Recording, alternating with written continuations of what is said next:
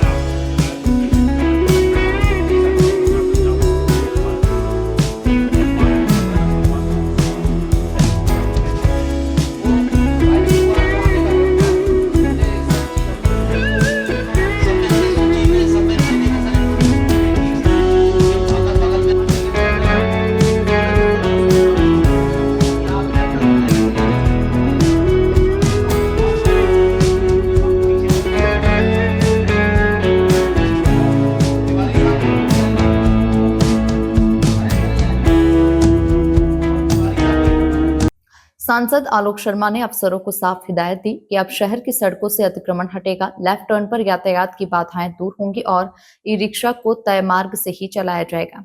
सांसद ने स्पष्ट कहा कि शहर की सड़कों पर अतिक्रमण किसी भी सूरत में बर्दाश्त नहीं किया जाएगा। सांसद आलोक शर्मा ने कहा कि शहर के प्रमुख मार्गों पर लोग कंडम वाहन खड़े कर देते हैं।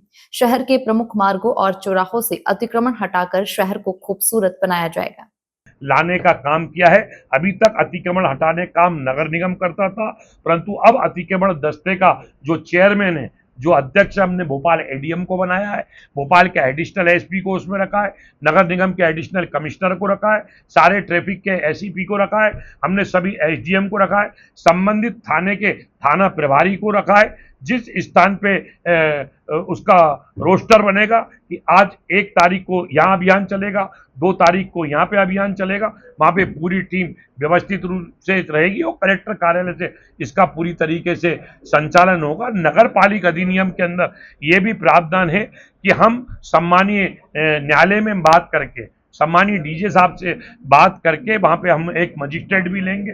नगर पालिका अधिनियम 1956 एक्ट के अंदर प्रावधान है, एक मजिस्ट्रेट भी रोटेशन के हिसाब से उसमें चलेंगे और वो मोबाइल कोर्ट रहेगी। अगर कोई वहां पे गुंडागर्दी करता है, कोई किसी प्रकार का वायलेंस करता है, तो सम्मानीय न्यायालय भी रहेगा, चलित कोर्ट चलेगी और वहां के ऊपर उसके ऊपर कार्रवाई होकर भोपाल के हम ट्रैफिक को व्यवस्थित करने का काम करेंगे, भोपाल के बाजारों को व्यवस्थित करने का काम करेंगे और भोपाल के जो लेफ्ट टर्न है उसको व्यवस्थित करेंगे और भोपाल के जो ब्लैक स्पॉट है उनको भी ठीक करने का काम हम करके भोपाल की जनता की सेवा करेंगे। एक सवाल खास है कि जो बैठक में शहर के 16 ब्लैक स्पॉट पर विशेष चर्चा हुई। सांसद शर्मा ने चिंता जताते हुए कहा कि ये स्पॉट जानलेवा साबित हो रहे हैं, उन्हें जल्द से जल्द दुरुस्त किया जाए।